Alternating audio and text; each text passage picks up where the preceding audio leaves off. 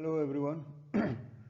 This is the third chapter of your book, Journey to the End of the Earth by Tishani Doshi. Journey to the End of the Earth is a travelogue.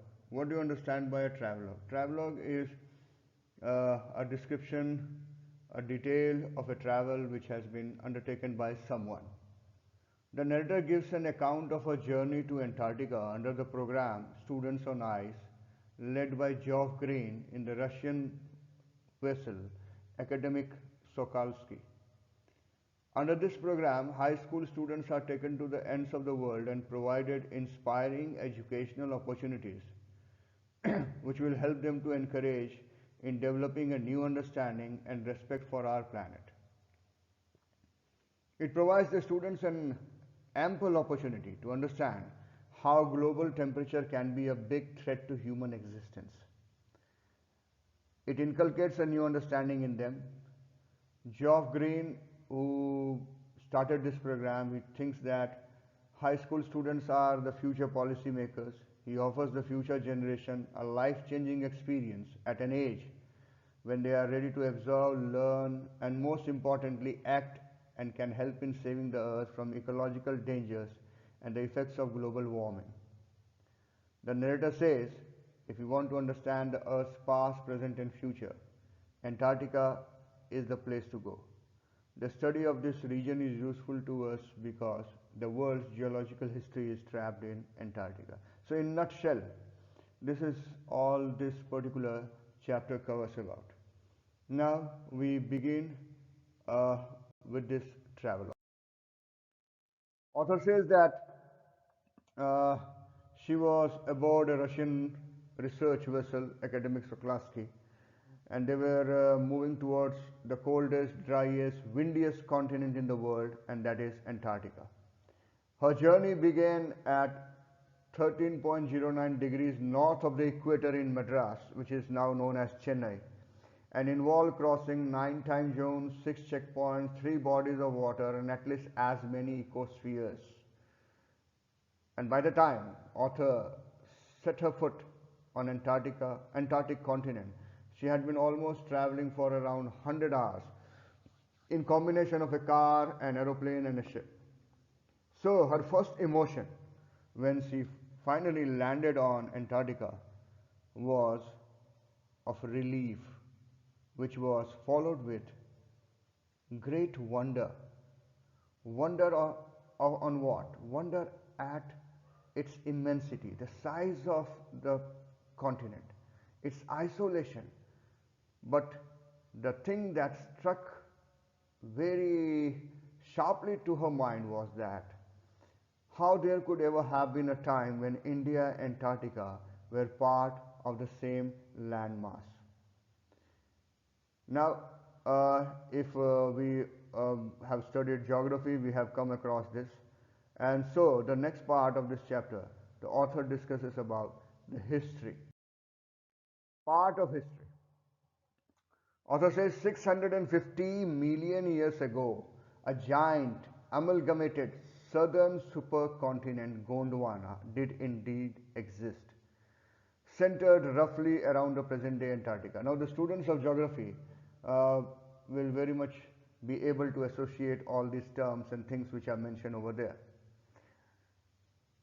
So, around 650 million years ago, the supercontinent Gondwana, and the things were different. Humans hadn't arrived on the global scene. The climate was much warmer, huge variety of flora and fauna, and this supercontinent Gondwana, it existed for almost 500 million years. But then, when that particular time came when the dinosaurs were wiped out and the age of the mammals got underway, some geological disturbances and activities which happened, which forced this landmass was forced to separate into countries, shaping the globe much as we know it today. To visit Antarctica is now to be a part of that history, the history. 500 million, 650 million years ago, the supercontinent. So Antarctica, according to author, is a place where we become the part of that history, to get a grasp of where we have come from and where we could possibly be heading. It's to understand the significance of Cordilleran faults and Precambrian granite shields, ozone and carbon, evolution and extinction. It's all these things. It is very important to this particular place, Antarctica, is very much important to understand all these things. He says that when you think about all that can happen in a million years, it gets pretty mind-boggling. We just get confused that how many things and how much of the things have happened.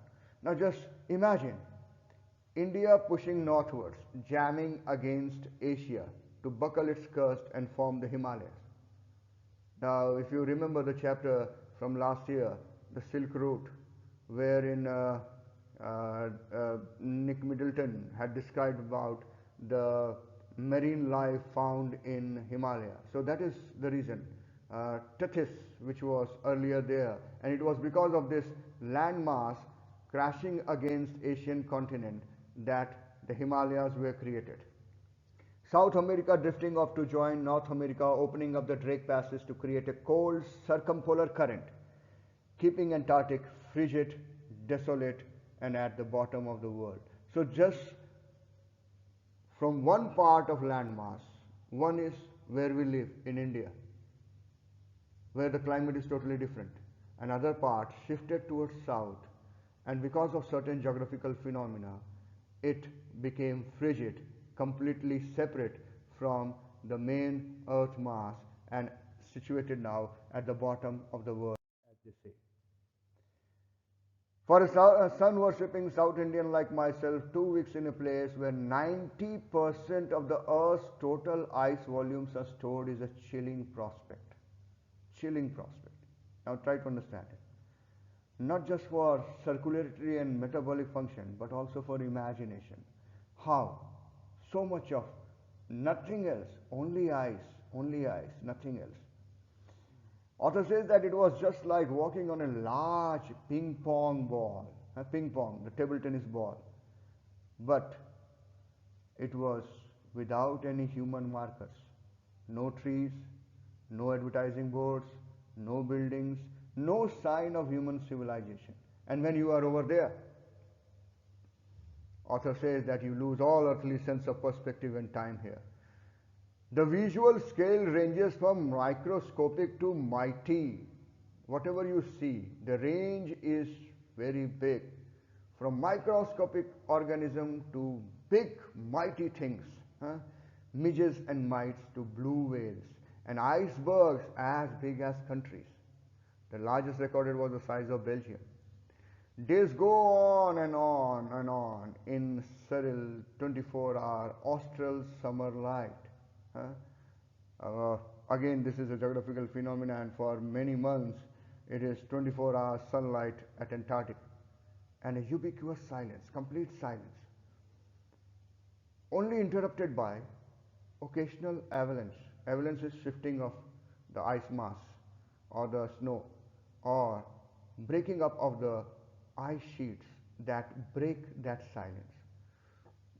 It's an immersion that will force you to place yourself in the context of the Earth's geographical history. And for humans, the prognosis isn't good. Prognosis, result, outcome, author says, it is not a good sign. It is not a good indication that what is going to happen. Now next, the author talks about the human impact on this planet. Author says that human civilization has been around for paltry 12,000 years. 12,000 years. And if we divide the life of Earth, this planet, into 24 hours in that geological clock, the advent of the human beings is barely a few seconds. But in this short period of time, what the human beings have done, create quite a ruckus. Everything just hodgepodge, you can say. In order to establish their dominance over nature, bringing their villages, towns, cities, mega cities, rapid increase of human population. And what it has done? It has left us battling with other species for limited resources. And then the fuel that we are burning, fossil fuel, it has created a blanket of carbon dioxide around the world. And what is the result of it? Increase in the average global temperature. Now, climate change is one of the most hotly contested environmental debates of our time. It started with the fourth Earth Summit when people started taking this thing seriously. Now, there are certain questions which are there. Will the West Antarctic ice sheet melt entirely? Will the Gulf Stream ocean current be disrupted? Will it be the end of the world as we know it? No one has any answer. It is just guesswork. It is just speculation, and that's why author says maybe, maybe not. Either way, Antarctica is a crucial element in this debate. Not just because it's the only place in the world which has never sustained a human population and therefore remains relatively pristine, pure, but more importantly, because it holds in its ice cores 500,000-year-old carbon records trapped in its layer of ice. And that's why author says, if we want to study and examine the Earth's past, present and future, Antarctica is the place to go. Now, author talks about the program which she was a part of, Student on Ice program. Students on Ice program, she was working with, it aims to do exactly this by taking high school students to the ends of the world and providing them with inspiring educational opportunities which will help them foster a new understanding and respect for our planet. Now, this entire program is almost, when she went, it was almost 6 years old, headed by Canadian Geoff Green. Earlier what he did, he took the retired rich celebrities, curiosity seekers. But then he was not satisfied because he felt that the people who were going there were nowhere helping him in his aim in giving the feedback properly. So he started taking the high school students.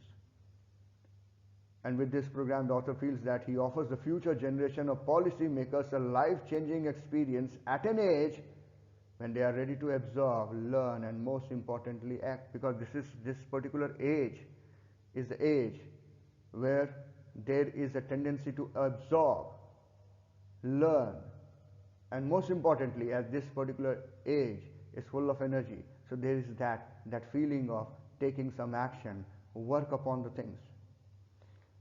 The reason the program has been so successful is because it's impossible to go anywhere near the South Pole and not be affected by it.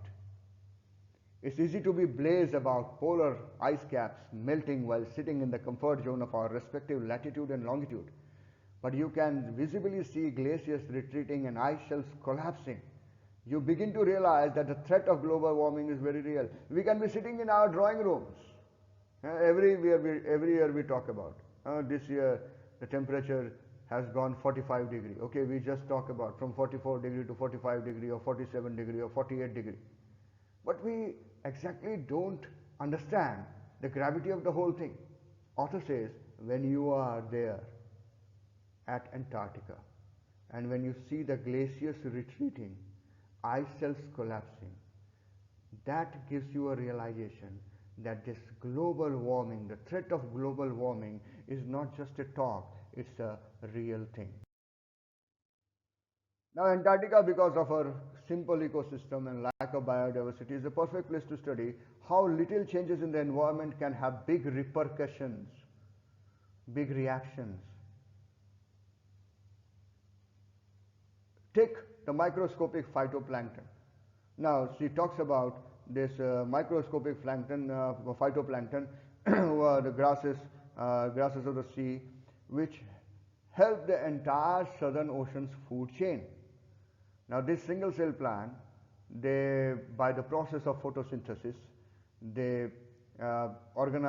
synthesize organic compounds, and the scientists warn that if there will be further depletion in ozone layer, it will affect the activities of the phytoplankton. Now, if the phytoplanktons will be affected, it will affect the lives of all the marine animals and the lives of the marine animals and the bird of the region, and which will eventually end up affecting the whole global carbon cycle. Now in the parable, what is parable? Parable is a story where there is a lesson. So in this parable, in this story of phytoplankton, there is a great metaphor for existence. And what is that? Take care of small things and big things will fall into place. What we generally do, we only take care of the big things, but the most important thing is we have to take care of the small things. And if we take care of the small things, big things will automatically fall into place. Now, talking about the whole thing, author talks about her experience, Epiphanes, that is experience. Now, it so happened that while they were moving around, their ship got just stuck near Tadpole Island, and they had to turn back from there. But before that, the captain, he just asked everyone to gear up in their Gore-Tex and glares and then have a walk. And when they, all 52 of them, kitted out in Gore-Tex and glares, they came out walking. Now when they were walking, the author just narrates her experience. You can also just feel it. Underneath our feet was a meter thick ice pack, and underneath that 180 meters of living, breathing salt water. It was just like walking on snow. Only thing between them was that 1 meter layer of thick ice. Author observed crab-eater seals were stretching and sunning themselves, and she felt that it was similar scene that in our country during summer we see the street dogs lying under the banyan tree getting so that they could get shade from the blazing sun. And here, in the same manner, the crab-eater seals stretching out and sunning themselves on ice floes. Everything seemed to be connecting. Now this last paragraph, it is when author returned and there were certain things in her mind. I was still wondering about the beauty of balance in play on our planet. The questions which were there in the mind, how it would be if Antarctica were to become the warm place that it once used to be. What kind of world it would be, what kind of planet it would be if Antarctica once again became that part, that particular thing which was 500 million years ago, full of flora and fauna. Will we be around to see it, or would we have gone the way of the dinosaurs, mammoths and woolly rhinos? Or to say that if that happens, will we, the human beings, will be there to see it? Or the human beings will be also extinct like dinosaurs, mammoths and woolly rhinos? Who is to say? Author has no answer to that. But she says that, after spending 2 weeks with a bunch of teenagers who still have the idealism to save the world, all I can say is that a lot can happen in a million years, but what a difference a day makes. Try to understand this. A lot can happen, so many things can happen in a million years, but to bring a change, only one moment is enough.